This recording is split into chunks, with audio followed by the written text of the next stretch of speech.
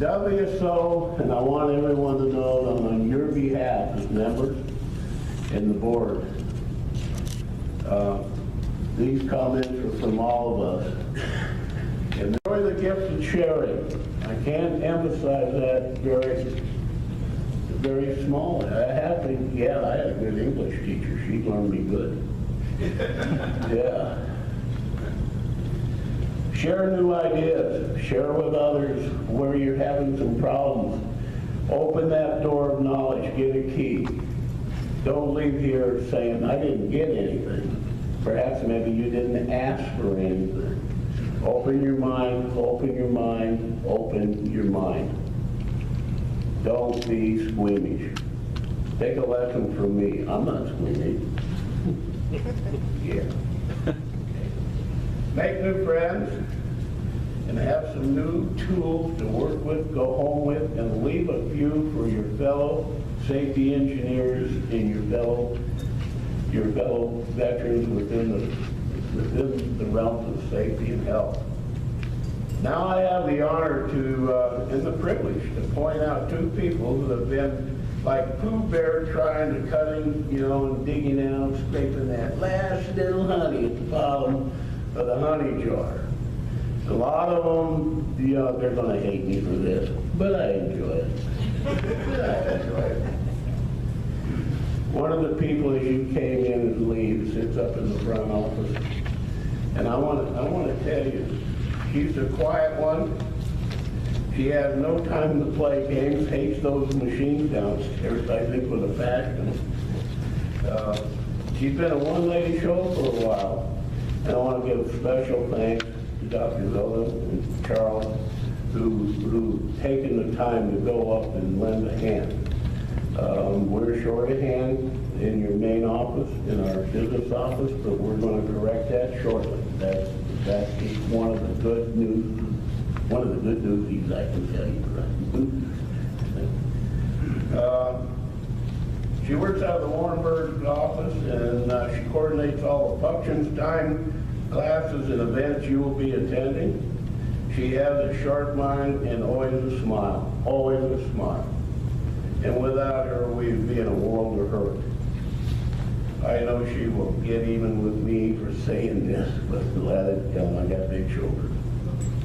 The other person sitting right here in the front over here, I've known her for many years. We go way, way back, way back.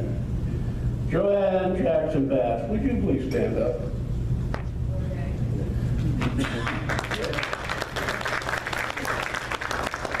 She is one that never quits. She's taken the lead and coordinated and shook the trees, got all the rotten fruit, kicked it out of the way, and started throwing other fruit that was still hanging. She's one of the ones that she's a vice. She is a grip on the process, and she's one you can trust and depend upon. She's going to hate me for this too. Her planning and her Evans is trying to get our Hoover Dam tours, all that, and we couldn't get it simply for the fact that the security processes went up 2 levels. We live in a different time, in a different place in the country. So all of us here need to know and thank her for her efforts, because it wasn't just a simple sport. She's been at this for several months, and we were well on that way to getting things done. Importance of education for all safety professionals is his motto on the wall. Command duties include, and not limited to, facility manager, emergency response duty manager. Put those two together and see how your day is going to go at 1 o'clock in the morning. He's still there at the facility section, manager at the remote sensing laboratory here at Nellis Air Force Base, Las Vegas. Please, ladies and gentlemen, big hand, please, for Colonel James Walker Jr., Colonel United States Air Force.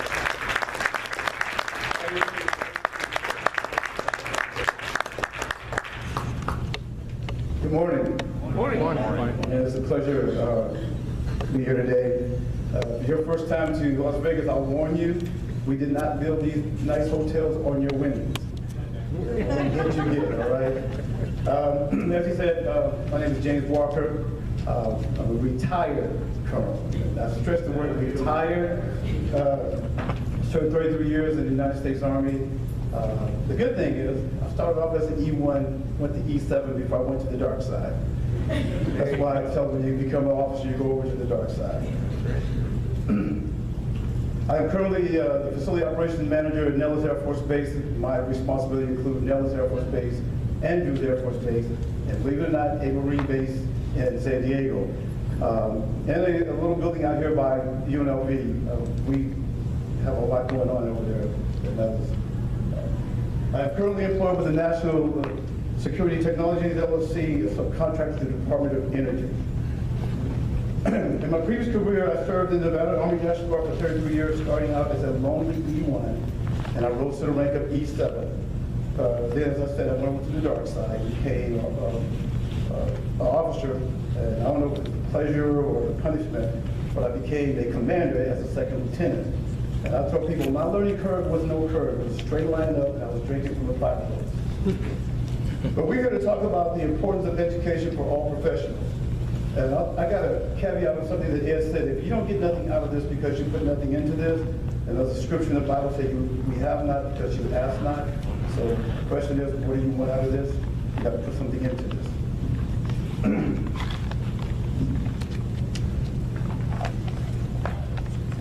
While serving in the military, we were taught to teach 2 positions down and to learn 2 positions up, and I'm sure you can guess why.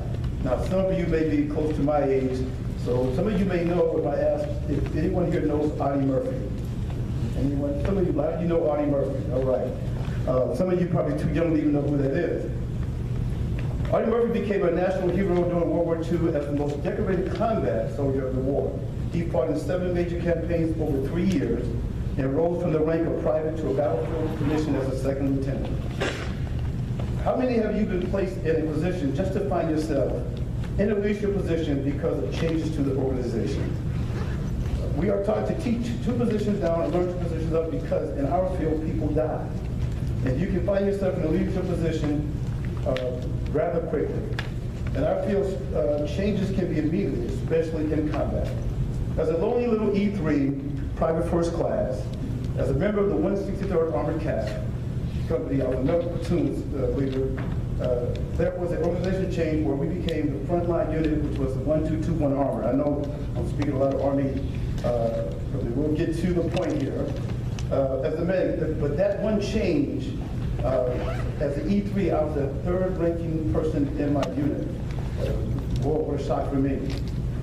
But the change, I became the 3rd ranking person in the unit. As I said, my learning curve was, again, a straight line up. We enter the job market today with our degrees, our certifications, and our honors, thinking that we have met all the requirements and we are good to go. Yet in today's market, some master's degrees in some fields hold as much weight as a bachelor's degree. In a world constantly changing, I preach to my workers to constantly seek improvement, but more importantly, change the page in your brain. Now, what do I mean by that? We tend to get locked in on the current status of our operation, and seldom do we look at making changes. I challenge you all to become visionaries. Don't accept the status quo just because. I think we all know the definition of insanity, doing the same thing over and over and expecting a different result.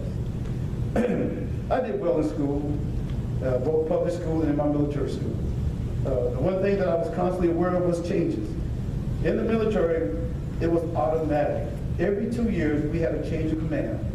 At the battalion level, at the company level, like any changes, some were good, some were not so good. Yet, it didn't matter. We had a new boss, and we had to march to their tune.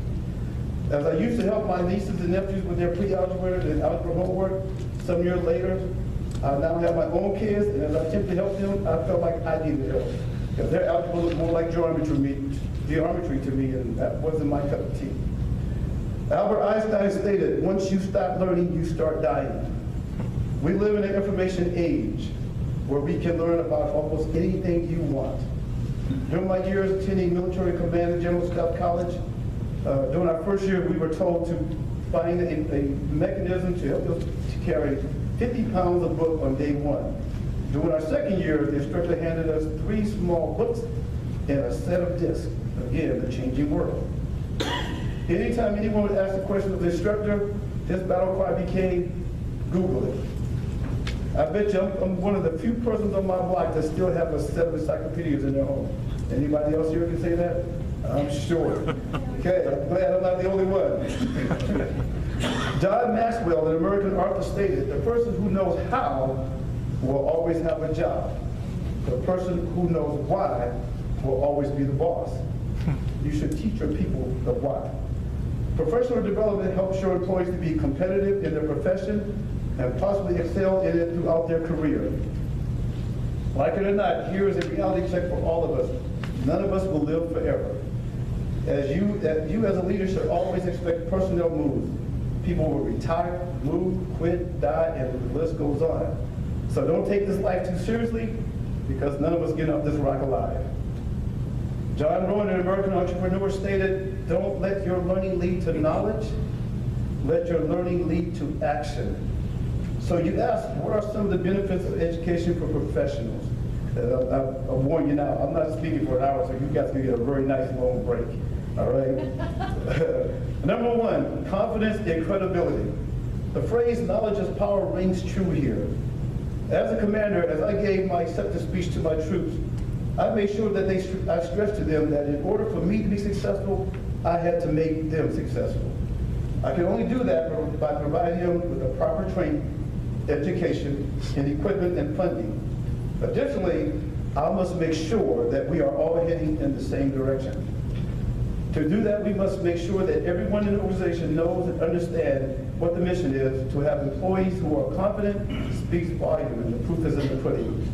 I would go around and ensure on every mission, I would find the lonely little E1 or the brand new person in my unit and ask them, what are we doing?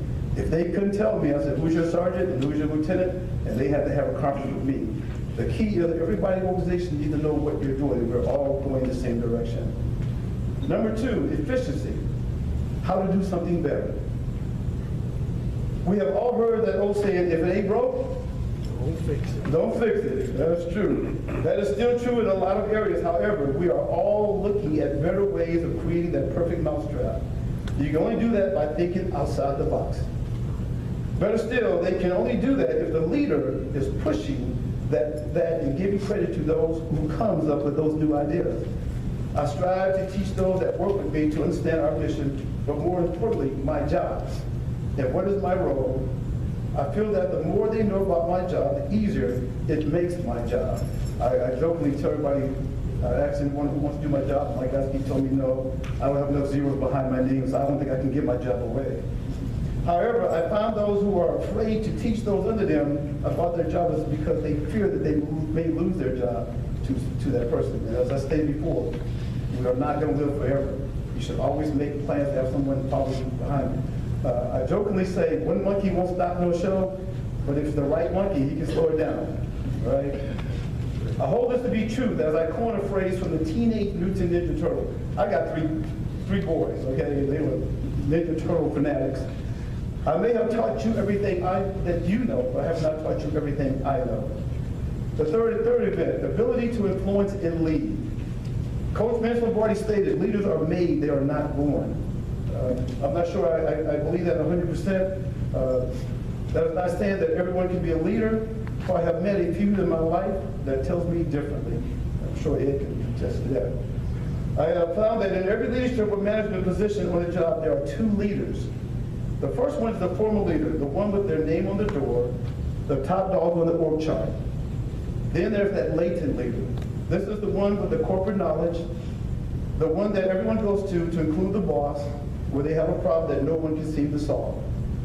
The person that everyone goes to when they need to get things done. And if you're lucky, every now and then, they are one and the same.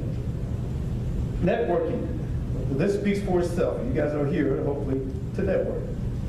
How many have you seen the commercial where the seasoned professional was talking to his boss about losing some clients and where he contributed the loss on how they were doing business over the phone and via televideo conference? At the end of the commercial, the boss said, "You are right. That is why we are going back to doing business the way that made this company what it is, face to face." Networking is a good opportunity for all of us to talk and brainstorm with our peers and to take a look at how we are doing how we're doing the same thing they are doing. We also refer to this as benchmarking. In today's fast-paced world, we use cloud or shared drive to share information. One thing about the military, almost regardless of what position you hold, the training is pretty basic. The difference is the training gives you the 80% solution, networking gives you the rest. All of us all of this can be summed up in one word: communication. It's still the key. No matter what we do, if we're not communicating with each other, then we're really wasting our time. All right? Call it what you like, but when you are done, it all boils down to that one fact: communicating. Number 5, keeping things current. Just keeping current with what's going on. We cannot be content with just keeping up with the status quo. This is an ever-changing world, and you must always seek improvement. Whenever I would seek out a new doctor or dentist, I typically look for the new doctor or dentist, and you ask why. A little short story, what happened to me personally. We was in an auto accident, and the car came to rest. My wife tried to climb out of the car. As I said before, I was a medic. And as we went to the emergency room, she had a cut in her abdomen. So the doctor was a new doctor in his second year. And we're looking at the wound. He says, typically when there's a wound, you look for an extra wound. So I'm looking for the extra wound. Of course, my wife looked at me like I'm nuts. Like, what are you doing? So me and the doctor, we got our gloves on. We're poking around. So the old doctor comes in and he says, hey, she has this cut. He says, sew her up. So he said, no, we need to see what made this wound. So he takes the back end of a probe. I'm holding the wound open, and he's begin to probe inside, and also we're going to clean. And we pulled out a piece of glass about a ½ inch in diameter. I said, go get that old doctor so I can show him this personally. Well, of course, my wife won't let me do that. But this is why I seek, you need to seek out that new technology all the time. The person you want to help look at a situation that you have in your job is the newest person in your organization. Why? They have new eyes. They're looking at things differently. We tend to get lockstep on things all the time, and this is the way we've always done it, so we don't always do it that way. Sometimes that don't work, especially in this changing world. Number 6, achieve career goal. For many of your employees, the importance of education as a young professional is as simple as moving up the career ladder. I'm not sure with the millennials today, when Joanne was talking about that today, they seem to have a different mindset. But it's still, they're looking for that next step, that next dollar, that next promotion. This should not matter to you, the boss. However, for your employees, it makes a big difference. Now, do not confuse company level training with educating your team. Both training and education are both necessary evils. Why I call them evil? Because it takes a key worker out of your area for a period of time. Again, I go back to my military days. When we would go out on different missions, sometimes all of a sudden you got key employees that need to go to school. Without that school, they can't be promoted. And your commander will know, can't do without him. So a year later, now this guy can't be promoted, and he's upset, he's mad, and you can see the balancing act.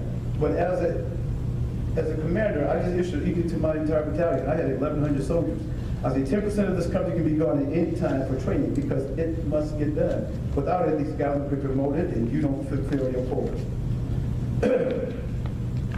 What you expect when you get back when they go from training is a dedicated individual, at least hopefully they're dedicated. Even that may not always be the truth. So the question becomes, how engaged are you with your employees? I don't know about you guys, but we do employee engagement surveys. And once the Gallup poll, once we get those results back, whatever the 2 worst areas that you have in that survey, then you have to have a fix-it plan to how you're going to address that with your employees. And it works. I mean, for me, it works. I think Joanne can attest to that. We work closely together with all of our employees. Many large companies don't know the name of half the employees. If you got more than 20 employees, half the guys don't even know who the 10th guy in your office is. I know going from platoon to platoon to company, it was stress to us to know everybody underneath your command. Not only them, but their wife's name, their children's name, and even the pet's name. That got a little crazy. So I tell people my short-term memory is 8 items. You give me 9, I'll lose 1. So my memory is a piece of paper and a ballpoint pen. all right? It is not a good feeling to feel like a number. I don't think any of us want to feel like a number. Number 7 is become a better employee. I hope that we are all doing what we are doing to become better at it. Or, as the Army commercial used to state, being the best that we can be. Managers and leaders strive for the same goal to some level. I really love this. As defined by Google, we say as defined by Webster. I'm not sure if he still exists, but everything is Googled today. Managers, a person responsible for controlling or administrating all or part of a company or similar organization, and a leader, the person who leads or commands a group, organization, or country. Be both. Know when to be the leader and know when to be that manager. Let your workers know why you are doing something, especially the dirty jobs. Again, as the E1 to E4, no matter what unit you are in, no matter what organization, you got the dirty jobs. Explain to your group, let them know why this job has to be done, and even the dirty job, they will accept it with the hope that it leads to something better. Be professional with your approach. Know when to relax your guard. It is really okay for your employees to see the nice side of you. We all enjoy coming into a work environment that is organized, the workers and the manager are all on the same sheet of music, and more importantly, they have a plan. Remember what Albert Einstein stated, once you stop learning, you start dying. So I invite you all to come with me and let's keep living. Thank you very much. On behalf of the World Safety Organization, as our guest speaker, I would like to present this token of our appreciation. Thank you, sir, very much. I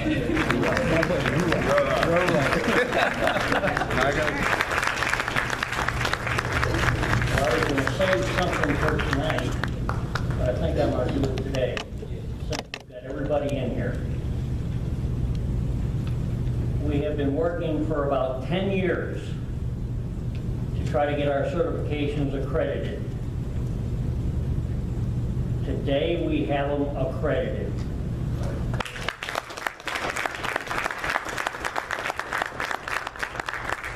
The International Certification Accreditation Council, which is ISO compliant, has completed their audit with us and has granted us accreditation for all of our certifications.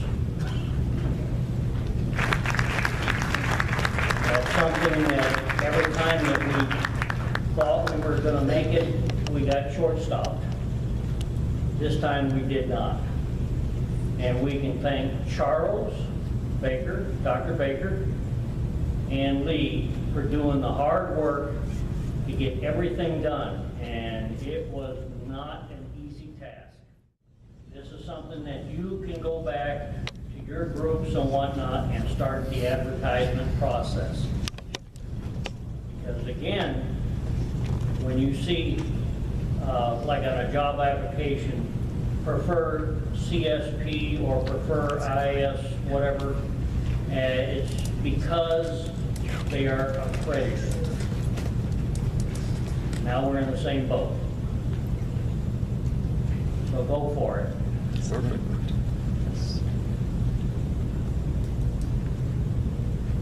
And over here is both the our poster and the credentials.